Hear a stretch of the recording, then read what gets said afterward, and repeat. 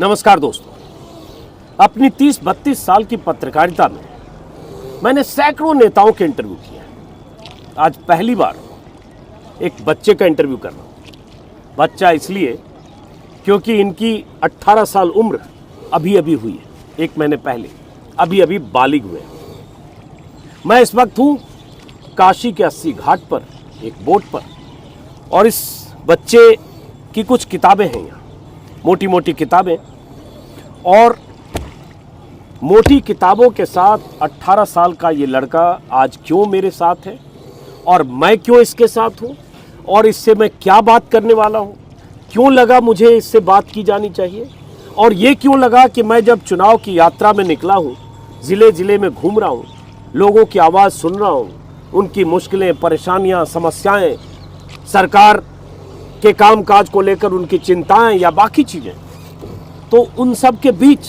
18 साल के एक लड़के से इंटरव्यू करने की ज़रूरत क्यों पड़ी? ये क्यों ख्याल आ गया? ये सवाल आपको शायद अब तक इस 1-1.5 मिनट की भूमिका में आपके भीतर भी पैदा हुआ होगा। तो आपके सवालों का जवाब मिलेगा जब मैं इनसे बात करूंगा। उससे पहले इनका परिचय मैं कराऊं, उससे पहले मैं चाहता हूं जिस वजह से आज मैं इनका इंटरव्यू कर रहा हूं उस वजह को समझिए, और उस वजह को समझने के लिए आप 2 मिनट का एक वीडियो है जिसमें ये कुछ कहते दिखे हैं। वो वीडियो जो आज से करीब 2 साल पहले वायरल हुआ था, लाखों लोगों ने देखा था, हज़ारों लोगों ने ट्वीट किया था, फेसबुक पर हज़ारों लोगों ने पोस्ट किया था। वो वीडियो जिसकी वजह से मैं इनको जाना, जिसकी वजह से इन्हें लाखों लोगों ने जाना, और जिसकी वजह से आज मैं काशी में आकर भी इनसे इंटरव्यू करने आया हूँ। मैं चाहता हूँ उस वीडियो में क्या कह रहे थे वो सुनिए, फिर इनके बारे में बात करेंगे।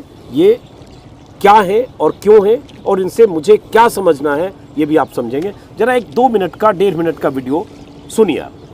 बड़ी अजीब विडंबना है कि गांधी के देश के लोगों ने ही गांधी को सबसे कम पढ़ा व समझा।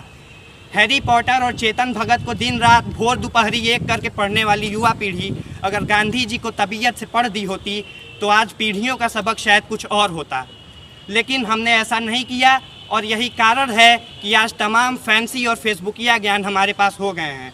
जैसे बंटवारे का शाश्वत कारण गांधी जी को मानना और गांधी जी को मुस्लिम परस्त कह देना। तो मैं ये कह देना चाहता हूँ कि गांधी से बड़ा कोई हिंदू नहीं था, लेकिन गांधी के हे राम से बाकी कौमें डरती नहीं थीं, क्योंकि गांधी भारत में धर्मनिरपेक्षता के प्रतीक थे। आज के समय में अहिंसा को कायरता और कमज़ोरी का प्रतीक समझा जाता है, लेकिन लोग ये भूल जाते हैं कि विश्व की सबसे बड़ी सेना से आप हथियार से लड़ाई नहीं कर सकते। उसके लिए आपको एक ऐसा हथियार चुनना होगा जिसका मुकाबला वो न कर सकें, और वो हथियार है अहिंसा। गांधी जी का कहना था कि आँख के बदले आँख फोड़ने से तो पूरी दुनिया ही अंधी हो जाएगी। उनका ये भी मानना था कि ऐसी पढ़ाई जो आपके हुनर को बढ़ावा न दे वो बदतमीज़ी की पढ़ाई है। गांधी जी और तमाम नेताओं और सेनानियों के बलिदानों, आंदोलनों और जेल यात्राओं के फलस्वरूप 15 अगस्त सन 1947 को हमें आज़ादी मिली, और हम देशवासी गांधी जी को इतना चाहते थे कि अगले ही वर्ष उन्हें 3 गोलियां मारकर उनकी यही समाधि बना दी। लेकिन गांधी कभी मरते नहीं हैं, क्योंकि गांधी एक विचार का नाम है, गांधी एक व्यक्ति का नाम नहीं है, और विचार सदैव जीवित रहता है।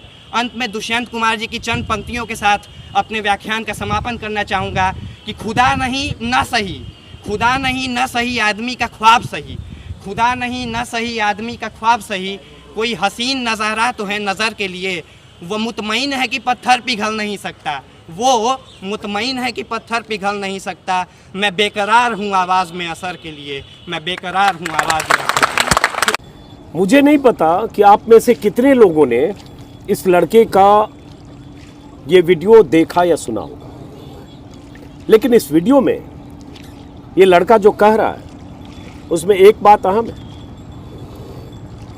कि जब बच्चों को गांधी पढ़ना चाहिए तब बच्चे हैरी पॉटर और चेतन भगत पढ़कर उनकी समझदारी कैसे विकसित होती है और किस तरह से वो दुनिया जहान और अतीत को, इतिहास को जानते हैं, उसी का जिक्र कर रहे थे अपने वीडियो में, और साथ में गांधी के होने के मायने।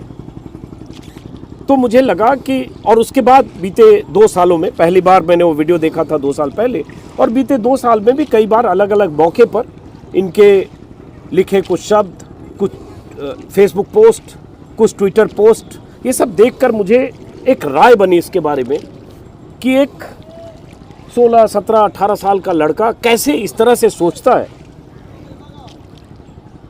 तो मुझे लगा इससे बात की जानी चाहिए, और ऐसे माहौल में ख़ास तौर से, और क्या माहौल है आप शायद समझ पा रहे होंगे। तो आज मेरे साथ हैं आयुष चतुर्वेदी, और मैंने कहा कि आप क्या क्या पढ़ते हो, तो कुछ किताबें लेकर आना। तो कुछ किताबें लेकर आए हैं, glimpses of world history Jawaharlal Nehru की, और जिन्हें भी हिस्ट्री में दिलचस्पी है उन्होंने शायद ये किताब पढ़ी होगी, और जिनको भी नेहरू में दिलचस्पी है उन्होंने ज़रूर पढ़ी होगी। उसके अलावा मोहनदास करमचंद गांधी का और गांधी मानुष एक किताब देख रहा हूँ, पहला गिरमिटिया राजकिशोर। खैर, किताब के बारे में तो खुद बताएंगे। तो आयुष, सबसे पहले ये बताओ कि जैसे मैं ऐसे इंटरव्यू कर रहा हूँ, इंटरव्यू पहले किया है किसी ने तुम्हारा? नहीं, ऐसा इंटरव्यू तो पहली ही बार हो रहा है। पहली बार हो रहा है। तो मैं भी ऐसा इंटरव्यू तो पहली बार ही कर रहा हूँ। तो हम दोनों का पहली बार है। बिल्कुल। ये भी ऐसा इंटरव्यू पहली बार दे रहा, मैं भी ऐसा इंटरव्यू पहली बार कर रहा हूँ। तो पता नहीं ये नर्वस है कि नहीं, मैं भी नर्वस हूँ। नेता होते हैं तो सवाल सब तय होते हैं, यहाँ तो एक अभी अभी बालिग हुआ एक बच्चा है। तो सबसे पहले यही बताओ कि तुम महादेव की नगरी काशी में रहते हो, और देश में एक अलग किस्म का माहौल है बीते कुछ सालों से ख़ास तौर से। तो अपने परिचय से शुरू करो। अभी किस क्लास में पढ़ रहे हो तुम? अभी मैंने हाल ही में 1.5 महीने पहले दिल्ली विश्वविद्यालय में जाकिर हुसैन दिल्ली कॉलेज में BA पॉलिटिकल साइंस ऑनर्स में एडमिशन लिया है। और यहाँ से कहाँ पढ़ाई हुई तुम्हारी? यहाँ 10वीं तक तो मैंने घर के पास में ही BHU के पास नवनीता कुंवर पब्लिक स्कूल है, वहाँ से 10वीं की पढ़ाई की। और उसके बाद 11वीं में सेंट्रल हिंदू बॉयज़ स्कूल है जो काशी हिंदू विश्वविद्यालय से संबद्ध है, उससे 12वीं की पढ़ाई मैंने पूरी की है। 12वीं की पढ़ाई की। तो 12वीं की पढ़ाई की, और वो जो वीडियो जो अभी हमने दिखाया वो वायरल हुआ था, कब वायरल हुआ? 11वीं में, जब मैं 11वीं कक्षा में। 11वीं में गांधी, लुई फिशर ने जो गांधी की जीवनी लिखी है वो मैंने पढ़ी है करीब करीब 25-30 साल पहले। हालांकि मेरे पास वो किताब है लुई फिशर की जीवनी, और वो बहुत ऑथेंटिक जीवनी है जो लुई फिशर की, पहले पतली है लेकिन बहुत ऑथेंटिक जीवनी है। लुई फिशर की लिखी हुई जीवनी भी पढ़ी है तुमने? गांधी जी, वो भी पढ़ी है। तो ये बताओ आयुष, इस उम्र में जब रियली लोग चेतन भगत और हैरी पॉटर ही पढ़ते हैं जो वीडियो में तुम कह रहे हो, पहले तुमको तुम कहूँ कि आपको आप कहता हूँ? नहीं, तुम मैं तुमको आप कहता हूँ। अरे नहीं। तो वो जो आप हैरी पॉटर और चेतन भगत पढ़ने की उम्र में और भी बहुत कुछ पढ़ते हैं, कॉमिक्स पढ़ते हैं। हमारी उम्र में तो लोग कई तरह की चित्रकथाएं पढ़ते थे, विक्रम बेताल और अमर चित्रकथा और न जाने क्या क्या, और राजन इकबाल सीरीज, पता नहीं वो सब अभी भी होता होगा, कुछ जासूसी उपन्यास। और ये सब बच्चे क्या पढ़ते हैं आजकल, जो तुम्हारी उम्र के, आपकी उम्र जो उम्र के बच्चे होते हैं वो क्या पढ़ते हैं ऐसे सिलेबस किताब के अलावा, कोर्स के अलावा? मुझे लगता है कॉमिक्स वगैरह ही। और ऐसा नहीं है कि मैंने वो चीज़ें नहीं पढ़ी हैं। मैं भी जब छोटा था, मुझे याद आता है पहली दूसरी क्लास में था, तो मैं भी चंपक, बिल्लू, पिंकी, चाचा चौधरी ये किताबें पढ़ता था। लेकिन जल्दी आप बड़े हो गए कि अब गांधी को ज़्यादा पढ़ने और लगे। उसके साथ ही ऐसा नहीं है कि उस समय खाली वही किताबें पढ़ता था, कॉमिक्स ही पढ़ता था, साथ में मतलब गांधी से भी परिचय शायद शुरू हो गया होगा उस समय। ये है कि सीरियस फिगर मानता था, उनको लगता था कि हमारे राष्ट्रपिता हैं, एक बूढ़े आदमी जैसा एक इमेज उनकी थी दिमाग में। लेकिन उसके बाद जब मैंने थोड़ा पढ़ना शुरू किया, उनकी आत्मकथा पढ़ी, तो जाना कि ये बिल्कुल हमारी तरह का ही एक इंसान था जिसने अपनी गलतियां स्वीकारी हैं, जिनसे उन्होंने सीखा है। और यही चीज़ें किसी को, वो महात्मा भले ना हो लेकिन एक महान इंसान थे, और ये चीज़ें प्रभावित की कि एक अच्छा इंसान बना जा सके। आयुष की पहली बार गांधी को कब पढ़ा कायदे से आपने, जो पढ़ने के बाद वो राय बनी जो राय आपकी उस वीडियो में दिखी? कायदे से तो मैं मानता हूँ कि जब मैं 5वीं 6वीं क्लास में था तो उनकी आत्मकथा मैंने तब पढ़ी थी। उसके पहले भी उनके बारे में कुछ चीज़ें जैसे कि स्कूल की किताबों में होती हैं थोड़ी बहुत, तो वैसे ही पढ़ा था, वैसी ही जानकारी थी उनके बारे में। लेकिन जब 5वीं 6वीं क्लास में था तब आत्मकथा उनकी सत्य के साथ मेरे प्रयोग सबसे पहले पढ़ी। तो वही, उनकी भाषा बहुत आसान है। मुझे लगता है कि जो बच्चा कॉमिक्स पढ़ता है वो भी अगर इनकी गांधी जी की आत्मकथा पढ़े तो वो समझ लेगा, क्योंकि आसान भाषा में चीज़ें हैं और वो कनेक्ट कर पाएगा। तो वहाँ से लेकिन सत्य के साथ मेरे प्रयोग जो आपने पढ़ी गांधी की, उसी का ये अंग्रेजी रूप है ओरिजिनल। हालांकि ओरिजिनल शायद गुजराती में है, क्या अंग्रेजी में ही है? नहीं, ओरिजिनल गुजराती में, ये महादेव देसाई का अनुवाद है। तो उसी सत्य के साथ मेरे प्रयोग का ही अंग्रेजी रूप है। तो सिलेबस में तो नहीं रहा होगा ना वो नहीं, सब? नहीं, हाँ? नहीं, तो सिलेबस की किताब और या कॉमिक्स और मनोरंजन और जासूसी उपन्यास और जो भी बच्चे पढ़ते होंगे उस समय ये the story of my experiments with truth या सत्य के प्रयोग ये पढ़ने का कैसे ख्याल आया? ख्याल मुझे लगता है कि ये घर के माहौल पे डिपेंड करती हैं ये चीज़ें। दादाजी हों, पिताजी हों, इनकी रुचि है साहित्य में, राजनीति की चीज़ों में, तो किताबें जाहिर तौर पर वही लाकर मुझे देते थे। मेरी रुचि खुद से अचानक से नहीं बनी कि नहीं मैं आज जाता हूँ दुकान से गांधी की आत्मकथा खरीद के लाता हूँ, पढ़ता हूँ। ऐसा नहीं था, घर में मिली वो किताबें और जब पढ़ा तो लगा कि नहीं ये किताबें घर में रखी हुई हैं तो ज़रूर किसी काम से ही रखी हुई हैं। तो फिर पढ़ना शुरू किया तो अच्छा लगने लगा और भी किताबें फिर मैंने जो मुझे जिनमें रुचि पैदा हुई वो चीज़ें भी मंगाई और पढ़ी। पापा क्या करते हैं आपके? पापा शिक्षा के क्षेत्र से जुड़े हुए हैं, इग्नू में लेक्चरर हैं और साथ ही साथ सामाजिक जो चीज़ें हैं, कार्य हैं, उनको भी लेकर, जैसे हम अभी अस्सी घाट पर हैं तो अस्सी नदी को एक नाले में तब्दील कर दिया गया है। वरुणा और अस्सी के नाम से वाराणसी को जाना जाता है और इसको एक नाले के रूप में बना दिया गया है। तो इसको लेकर एक अस्सी बचाओ संघर्ष समिति, अच्छा। पापा उसके संयोजक हैं। तो उन्हीं चीज़ों, वही घर के माहौल से ही वो चीज़ें दिमाग में आई, पर्यावरण हो, साहित्य हो, रुचि, राजनीति हो, इन चीज़ों से एक स्नेह पैदा होना वो पैदा हुआ घर से। तो जैसे आपने गांधी को पढ़ा और ये ग्लिम्सेस ऑफ वर्ल्ड हिस्ट्री इसको भी पढ़ा है जी अंग्रेजी में? हाँ, हाँ? हाँ। तो इतनी मोटी किताब भी पढ़ ली आपने? ये 1200 चैप्टर्स में बटी हुई है इसलिए आसानी हुई, पूरा पढ़ लिया? हाँ हाँ, लगभग ये पूरा पढ़ 1150 की किताब ये देखिए, और ये बहुत चर्चित कृति है नेहरू की, और जिसको भी उस दौर के नजरिए से दुनिया को समझना है, इससे बेजोड़ कोई किताब नहीं है। इतनी मोटी नेहरू की किताब 1150 पन्नों की किताब है। तो इसको कैसे पढ़ लिया इतनी मोटी किताब? मतलब इसको कैसे लगा? ये सब तो सिलेबस से बाहर की चीज़ है। हाँ, ये तो लोग कई बार जो BA किए हुए रहते हैं वो पढ़ते हैं, हालांकि शायद ये मेरे ख्याल से ग्रेजुएशन में या कहीं हिस्ट्री में है, कोर्स बुक में है, पोस्ट PG में। तो जो PG में किताब है वो किस क्लास में पढ़ लिया तुमने? ये मैंने 9वीं क्लास में पढ़ी थी। सॉरी, नहीं 9वीं क्लास में, 9वीं में पढ़ लिया जी। तो ये सब की प्रेरणा मतलब क्यों हुई? मतलब हम कुछ किताबें पढ़ते 9वीं हैं में तो मोदी जी आ चुके थे देश में। हाँ, तो कुछ बहुत तरह किताबें, की किताबें, दूसरी किताबें लोग पढ़ने लगे। बिल्कुल बिल्कुल, तो कुछ किताबें हम पढ़ते हैं तो उनसे दूसरी किताबों के बारे में जानने को मिलता है। तो मैंने हरिशंकर परसाई की आत्मकथा के रूप में उन्होंने किताब अपनी लिखी है। तो उसमें उन्होंने बताया कि मैं जब 12-13 साल का था तभी मैंने ग्लिम्सेस ऑफ वर्ल्ड हिस्ट्री का हिंदी संस्करण जो 2 खंडों में है वो मैं पढ़ लिया था। तो मुझे लगा कि जब 12-13 साल की उम्र में ये पढ़ सकते हैं तो मैं तब 16 साल का था, 15-16 साल का था, तो शायद मैं भी पढ़ सकता हूँ। तो फिर मैंने मंगाई तो देखा कि ये कई चैप्टर्स में ये किताब बटी हुई है और नेहरू जी ने जेल में ये सही किताब लिखी हाँ, है। एक बात ये भी है, सही बात है इस किताब के बारे में कि जेल में लिखी गई किताब जी। हाँ। तो इसी किताब को फिर जब कई चैप्टर्स में, क्योंकि ये बटी हुई है तो एक साथ देख के तो डर लगता है वाकई, लेकिन जब हम चैप्टर्स में पढ़ते हैं चीज़ों को तो वो रुचि बनती जाती है। एक चैप्टर एक हफ्ते में पढ़ा, अगला 10 दिन बाद पढ़ा, ऐसे करके, तो ऐसे ही करके मैंने इस किताब को तो पढ़ा। इस किताब में पढ़ने से आप नेपोलियन, जर्मनी, फ्रांस, रसिया, अमेरिका, साउथ अफ्रीका, दुनिया भर की उस समय की राजनीतिक स्थिति, भारत से रिश्ता और एक जो विश्व इतिहास में जो उस समय के किरदार थे उन सब का जिक्र इस किताब में, तो उन सब के बारे में भी परिचय हो गया आपका? लगभग इन्हीं किताबों से ही इन्हीं परिचय किताबों हुआ से है। हुआ। अब आते हैं आयुष, चूंकि देखिए यहाँ घाट है और थोड़ा रंगारंग कार्यक्रम भी हो रहा है लगता है, और चूंकि कल प्रधानमंत्री मोदी काशी में थे इसलिए प्रधानमंत्री मोदी के स्वागत के नाम पर भी बहुत सारी भीड़ आई थी, और कुछ आयोजन कार्यक्रम का मोदी योगी के नाम पे कल भी था, और चुनावी मौसम है इसलिए वो कार्यक्रम बहुत ज़्यादा बहुत जगहों पर हो रहे हैं, लेकिन 80 पर आज भी कुछ घाट संध्या है, कुछ सांस्कृतिक कार्यक्रम है, माहौल अभी बनने लगा सुबह से। खैर, माहौल बनने लगा सुबह से, लेकिन आयुष हम वापस लौटते हैं कि आपने गांधी को पढ़ा, नेहरू को पढ़ा,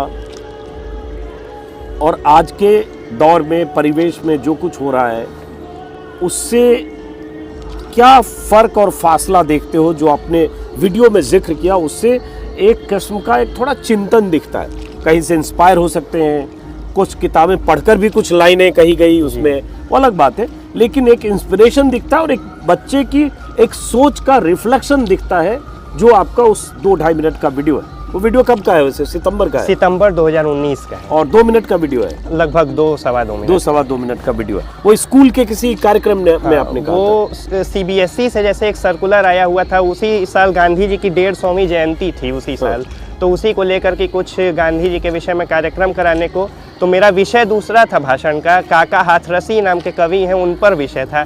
लेकिन बाद में मैं स्कूल में कैप्टन भी था तो जल्दी आता था, तो टीचर ने बताया कि ऐसा सर्कुलर आया हुआ है और गांधी जी पर बोलना है, तो जो चीज़ें मेरे दिमाग में थी उनको जोड़ कर एक भाषण मैंने तो दिया। लिख के बोला ये कुछ नहीं, दिमाग में ही सोच के ही, लगातार स्पॉन्टेनियस बोला? लगभग वही, हाँ। लिखा नहीं था भाषण। लिखा नहीं था? नहीं। तो आप आयुष काशी में रहते हो, महादेव की नगरी है, प्रधानमंत्री मोदी यहाँ अक्सर आते रहते हैं, कल भी थे, तमाम तरह के भाषण आज अखबार में मैं पढ़ रहा था। तो आपकी सोच पर, आपकी वैचारिकी पर जो आज का दौर है, जो बीते कुछ सालों का दौर है, उसका भी कोई असर है या नहीं है? क्योंकि आज के दौर में तो आप जानते हो नेहरू के लिए किस तरह के शब्दों का इस्तेमाल किया जाता है, उनकी जन्मतिथि हो, उनकी पुण्यतिथि हो, यहाँ तक कि गांधी को लेकर गोडसे जिंदाबाद के नारे लगने लगते हैं। देखो भाई, नाव ज्यादा हिचकोला, अरे रे क्या हुआ, नहीं इसको रोको, कैमरा हमारा डिस्टर्ब हो रहा, देखिए नाव ज्यादा हिचकोले खाने लगा। जैसे ही मतलब हम गोडसे का जिक्र किए, नाव भी हिचकोले खाने लगा। ये क्या है, गोडसे में ऐसी कोई बात है? आप शांत हुआ। चलिए, तो इस दौर को कैसे देखते हो आप? मुझे लगता है कि ये दौर और इसी दौर से प्रेरणा भी मिलती है आपको। जब आप झूठ को फैलते हुए देखते हैं तभी सच जानने की आप कोशिश करते हैं। तो मुझे जब मैंने सुना, जब मैं गांधी को पढ़ना शुरू किया या नेहरू को पढ़ना शुरू किया, तो जब मैं देखता था कि बड़े बड़े नेता भी नेहरू के विषय में भ्रांतियां फैला रहे हैं। वो बता रहे हैं कि नेहरू एक औरत परस्त तरह के नेता थे, या अंग्रेज़ों का बहुत समर्थन करने वाले एक अलग तरह के नेता थे, और वो शायद ये नहीं जानते कि नेहरू ने अपने जीवन के अगर मिला दिया जाए तो लगभग 9-10 वर्ष उन्होंने जेल में बिताए हैं। सही बात। लेकिन तो जब हम इन्हीं चीज़ों से प्रेरणा मिली कि जो झूठ फैलाया जा रहा है उसको हम टैकल, उसको कॉम्बैट कैसे कर सकते हैं। तो उसके लिए जब मैंने पढ़ना शुरू किया तो मुझे पता चला कि ये जो चीज़ें फैलाई जा रही हैं बिल्कुल झूठ हैं, और हमारे बीच के जो सबसे अच्छे लोग हैं वो शायद आज भी जेल में हैं, और तब भी जब आज़ादी का आंदोलन चल रहा था तब भी जितने अच्छे लोग थे, चाहे गांधी हो, नेहरू हो, मौलाना आज़ाद हो, सुभाष चंद्र बोस हो, सरदार वल्लभ भाई पटेल हो, वो जेल में ही थे। तो और गांधी कहते भी थे कि मैं आज़ादी के बाद भी जेल में रहूँगा, और मैं तो ऐसा मानता हूँ कि गांधी या नेहरू अगर आज जिंदा होते तो अभी भी शायद जेल में ही होते, उन्हें डाल दिया जाता। तब तक अंग्रेज़ डालते थे या शायद अभी की सरकार डालती। तो मुझे यही लगता है, इन्हीं चीज़ों से प्रेरणा सीधे तौर पे इन्हीं चीज़ों से मिली कि जब भ्रांतियाँ फैलाई जाती हैं तभी अगर आप सोचने की ताकत रखते हैं तो फिर आप सच जानने की भी कोशिश करते हैं। नहीं, तो भ्रांतियाँ फैलाई जाती है, और जैसे आपको पता होगा कि कल ही परसों से 2 दिन से हरिद्वार में एक धर्म संसद का वीडियो वायरल हो रहा है। उस वीडियो में मुसलमानों के प्रति नफरतों का इजहार तो कोई मामूली बात नहीं है इस देश में, दशकों से होता रहा, और बीते 4-6 सालों से ज़्यादा, लेकिन और भी उससे कई गुना ज़्यादा मारने, काटने, हथियार रखो, हिंदुत्व की रक्षा करो, हिंदू राष्ट्र बनाओ, और तमाम तरह की बातें उसमें कही गई है। ऐसी कही गई जिसको रिपीट करना भी एक तरह से हिंसक लगता है कि उन शब्दों को कैसे रिपीट करें। और इस दौर में आप काशी में रहते हो, तो आपको कहीं आसपास के परिवेश का असर पड़ता है कि नहीं, ये प्रभावित करता है या नहीं? और कई बार आसपास में ऐसे लोग हो जाते हैं कि आदमी खुद भी विचलित होने लगता है कि मैं ऐसे सोचता हूँ लेकिन मेरे चारों तरफ तो ज़्यादा लोग ऐसे सोचने वाले हैं। ऐसी स्थितियों का सामना करना पड़ता है या नहीं? बिल्कुल बिल्कुल, ऐसा तो होता ही है। मैं बचने की कोशिश ज़रूर करता हूँ ऐसे लोगों से, ऐसे पर्यावरण से, लेकिन आप कुछ चीज़ें होती हैं जिनसे आप बच नहीं सकते। गांधी के दौर में भी गोडसे का विचार या सावरकर का विचार था ही, गांधी उनसे बचे हुए नहीं थे। उस दौर में भी ऐसे विचार थे। आज भी जो हम सच्चाई की बात करते हैं तो झूठ का विचार फैला हुआ ही है। और दोस्तों में भी बहुत लोग हैं जो जिस विचार का हम बात कर रहे हैं, जो आज के दौर में जैसा लोग सोचते हैं वैसे विचार वाले मेरे दोस्तों में भी कई लोग रहे हैं, अगल बगल में भी लोग रहे हैं। लेकिन मैं बचने की कोशिश ज़रूर करता हूँ और खुद से पढ़कर जानने की कोशिश करता हूँ, ना कि जो हमें बता दिया जाए सिर्फ वही मान लेना, ऐसी कोशिश नहीं करता हूँ। तो ये बताओ, गांधी नेहरू का जिक्र चूँकि चला और आपने पढ़ा और ये सच आपने कहा, और हम सब लोग देखते हैं बीच में ही नाव हिलने लगी थी, इसलिए बात भटके कि हर जन्मदिन पर और पुण्यतिथि पर नेहरू की ऐसी छवियाँ देश में गढ़ने की कोशिश होती है। ऐसे फोटोज़ वायरल होते हैं जिसमें उनकी बहन के साथ फ़ोटो हैं, विजय लक्ष्मी पंडित के साथ, उनकी बहन की बेटी के साथ, नयनतारा सहगल के साथ, पारिवारिक तस्वीरों को भी इस तरह से प्रचारित किया जाता है। जैसे सही कहा, नेहरू बहुत ही क्या बोले, औरत परस्त। हाँ, मैं वो शब्द का इस्तेमाल नहीं करना चाहता हूँ। मुझे उस शख्सियत के लिए ऐसे शब्द का इस्तेमाल, दूसरे की जुबान से निकले शब्दों का इस्तेमाल करने से भी बचता हूँ। खैर, तो ये एक दौर है आयुष। लेकिन मैं ये जानना चाह रहा था कि इसके बाद भी एक 6ठी 5वीं क्लास का लड़का अचानक ये सब पढ़ते हुए और अपनी वैचारिकी को इस तरह से विस्तार दे, ये मुमकिन कैसे हुआ और कैसे होता जा रहा है?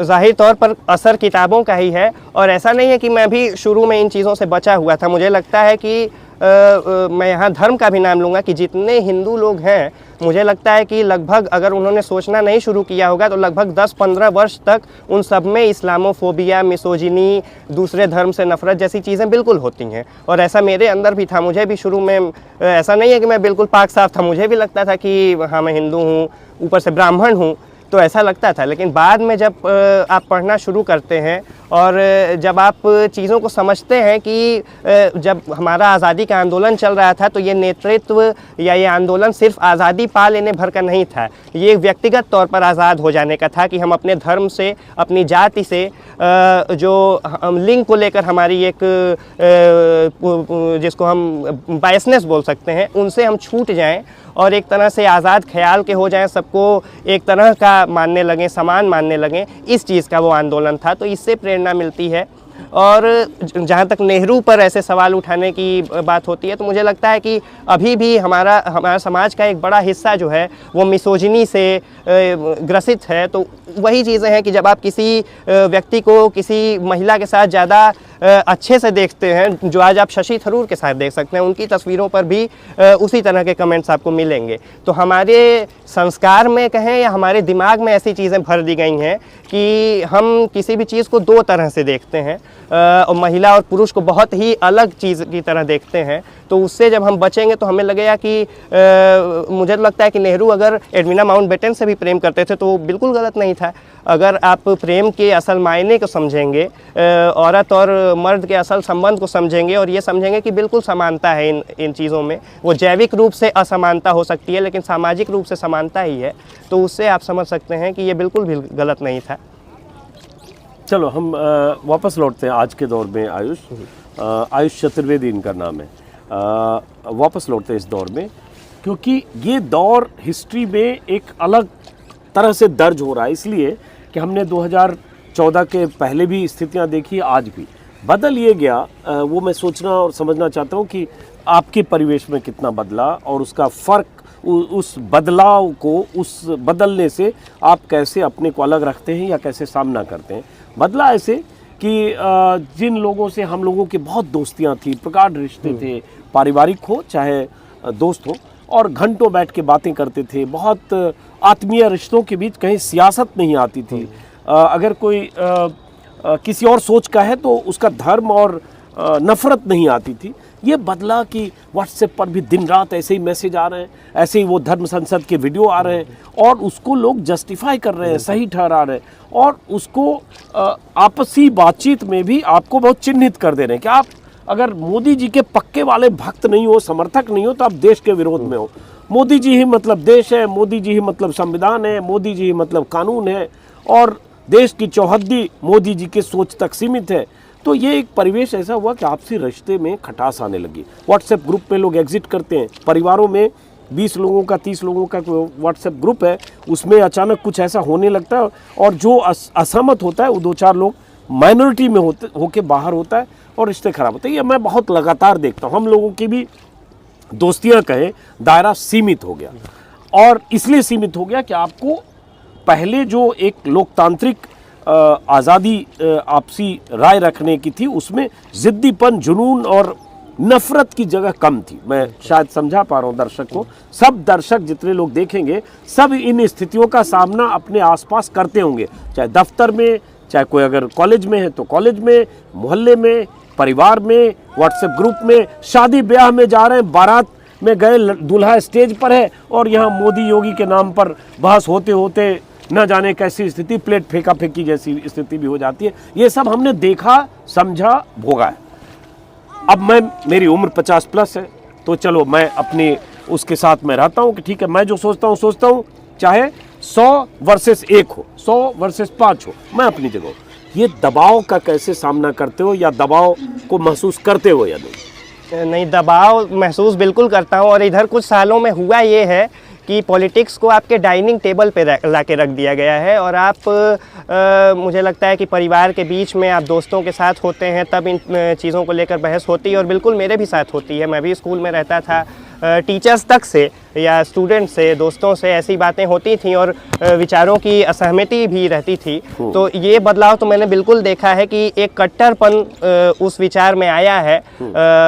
जो पहले एक हिंदू होने में कोई अपना गर्व मानता था, आज वो हिंदुत्व की परिभाषा बताता है, ज़बरदस्ती थोपने की कोशिश करता है। जो आज हम व्यक्तिगत से लेकर बड़े तौर पर भी वो चीज़ें देख रहे हैं, एक ही तरह के विचार को थोपने की कोशिश हो रही है। तो ये दबाव भारत के एक नागरिक होने के तौर पर भी लगता है कि हमारे ऊपर एक दबाव बनाया जा रहा है एक विचार को लेकर ही। तो ये पूरी कोशिश होती है, लेकिन इस दबाव से बचने की कोशिश करता हूँ। और उस दबाव से हम बच तब सकते हैं जब हम एक दूसरा दबाव उन पर डालने की कोशिश करें, एक अच्छे विचार को लेकर, जो एक समानता का विचार हो, एक मानव जो है कि ह्यूमैनिटेरियन विचार हो, और धर्म जाति से अलग विचार हो। उसी विचार से आप उन पर दबाव बना सकते हैं जो दबाव उधर से आ रहा है। तो परिवार में जो आपके पिता हैं, परिवार में कौन कौन है आपके? परिवार में बाबा दादी हैं, मम्मी पापा हैं, चाचा चाची हैं। सारे परिवार में जो लोग हैं, बाबा दादा दादी, मम्मी पापा, चाचा चाचा, सब इसी तरह से सोचते हैं? मुझे लगता है लगभग पिताजी तो राजनीतिक और सामाजिक कार्यों से जुड़े हुए ही हैं।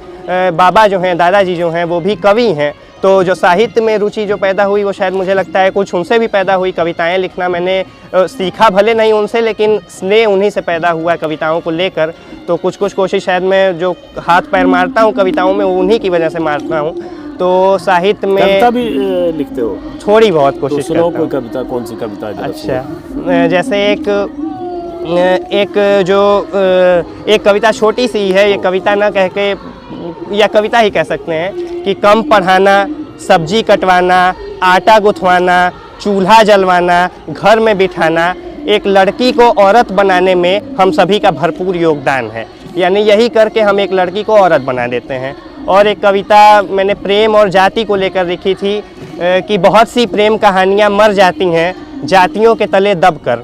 जातियाँ हंसती हैं, खिलखिला कर हंसती हैं, चिल्लाती हैं, लो मैंने तुम्हें मार दिया। और प्रेम अपनी आखिरी सांस के साथ कहता है कि जातियों, एक दिन उठूंगा मैं और दबा दूंगा तुम्हें गहरा, बहुत गहरा। प्रेम और जाति के इस अंतर्द्वंद्व में दो प्रेमी भी होते हैं जिनकी शादियां हो जाती हैं अपनी अपनी जातियों में। बहुत अच्छा। तो कवि भी हो, कविता भी लिखते हो, इसका अंदाज़ा नहीं था। इस बीच वहाँ कुछ लाउड स्पीकर पे बजने भी लगा है, क्योंकि तैयारी हो रही है घाट संध्या की, लेकिन संध्या तो शाम को होनी है, सुबह ही अभी गायन बजायन। खैर चलो वापस लौटते हैं। उम्र आपकी 18 साल कब हुई? अभी नवंबर में, जो आपने बताया वीडियो शुरू होने से पहले।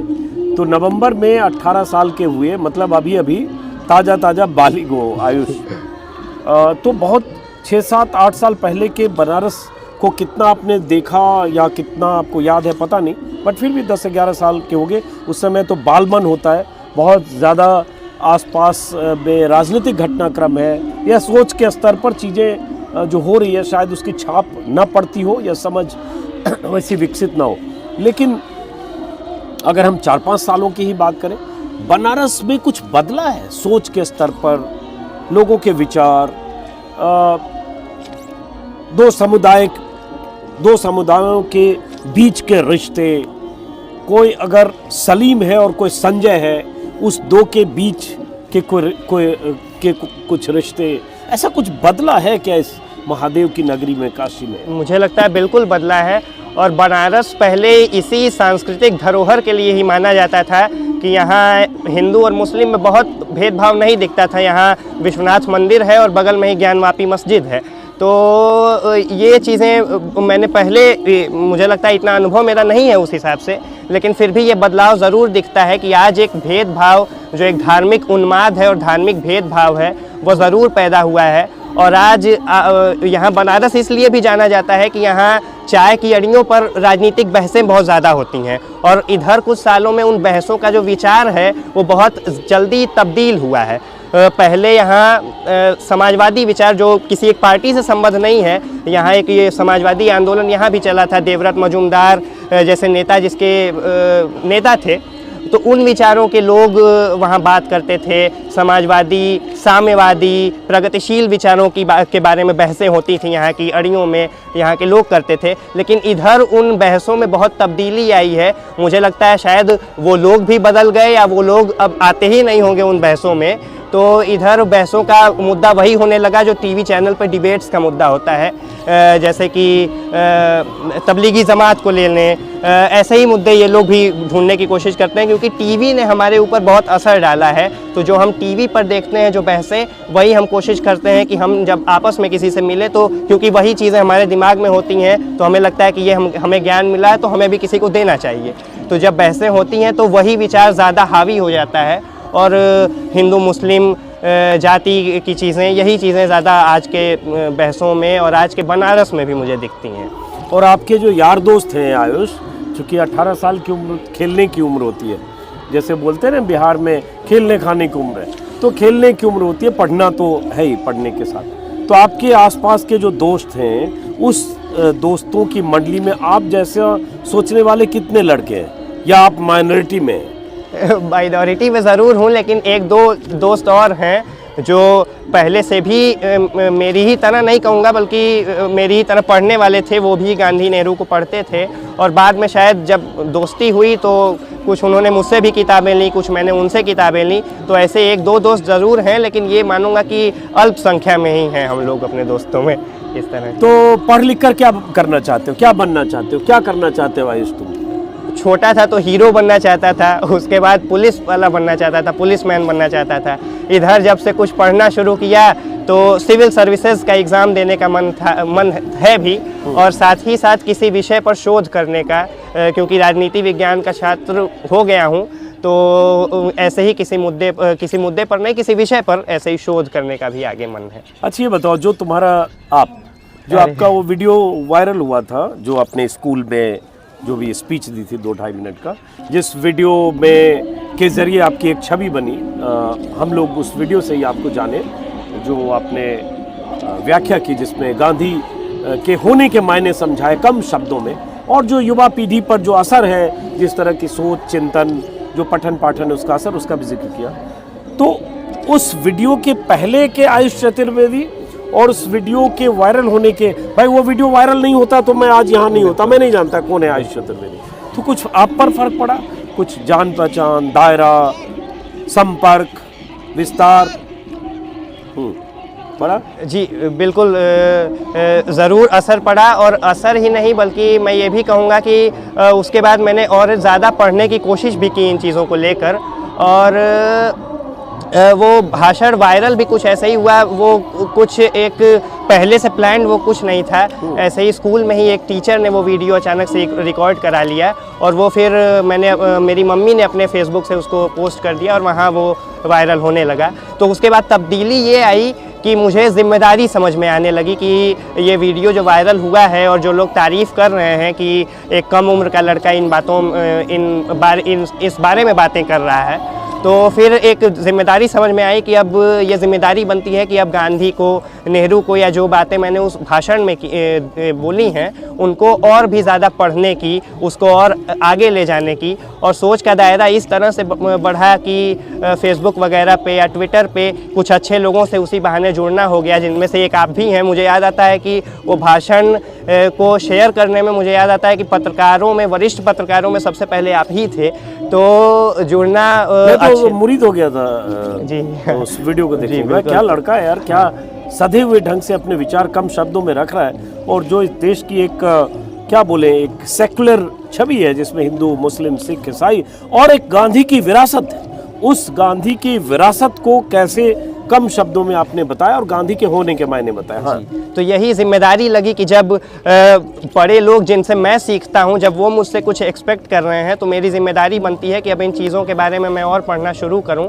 और वहीं से मैंने कुछ और किताबें भी फिर आगे पढ़ी, गांधी के विषय में, नेहरू के विषय में, गांधी के आश्रम के जीवन के बारे में, जो नारायण देसाई की पतली पतली पुस्तकें हैं, तो वो चीज़ें भी मैंने पढ़नी शुरू की। महादेव देसाई, नारायण देसाई, महादेव देसाई के पुत्र। ओके, हाँ। जी, तो ऐसे ही किताबें फिर पढ़नी शुरू की और एक अध्ययन का एक मन जो होता है वो बनता चला गया। उसके पहले मैं ये मानूंगा कि उस भाषण से पहले मैंने कम किताबें पढ़ी थी, उसके बाद ही ज़्यादा किताबें पढ़ी हैं गांधी या नेहरू के विषय में। चलो, मैं बात तो कुछ और करना चाहता था, लेकिन आवाज़ें अब घाट से आने लगी है, वहाँ कुछ ढोल नगाड़े म्यूजिक जैसा माहौल बन रहा है, तो इसलिए संक्षिप्त में आखिरी बात, क्या पढ़ रहे हो अभी इन दिनों कोर्स की किताबों के अलावा?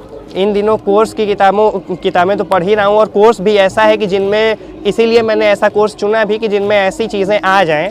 तो अभी फ़िलहाल में मैं, क्योंकि साथ साथ सिर्फ नॉन फिक्शन ही नहीं और भी चीज़ें, तो एक अनिल यादव की पुस्तक है, वह भी कोई देश है महाराज, हाँ। यात्रा वृतांत है, वो पढ़ रहा हूँ। साथ साथ गिरिराज किशोर की पुस्तक है, उपन्यास की तरह गांधी के, और ये जो मजदूर जो गए थे मॉरिशस, पलायन जो हुआ था, उन पर है, उनको लेकर है। तो ये किताब फिलहाल में, यही कुछ किताबें, और रोमिला थापर, गौतम शर्मा, गौतम भगत के लेखों की एक किताब है ऑन सिटीजनशिप, जो ये CAA NRC वाला डिबेट इधर बहुत चला, तो उसको लेकर वो एक किताब पढ़ रहा हूँ इधर। तो यही कुछ 2-3 किताबें फिलहाल। चलो, बहुत बहुत शुक्रिया आयुष।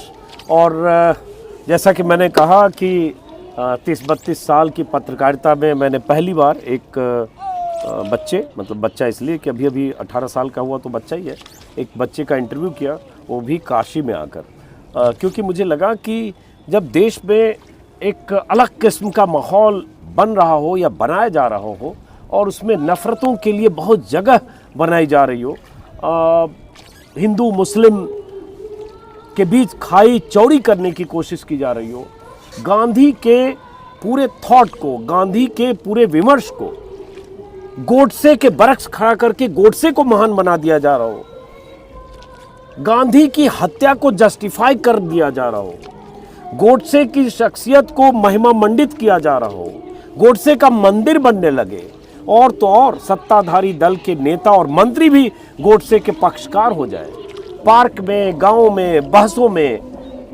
गांधी की हत्या करने वाले गोडसे को सही ठहराया जाने लगे, तो लगा ऐसे लड़के से भी बात होनी चाहिए। खत्म करने से पहले एक बात मैं बताऊंगा,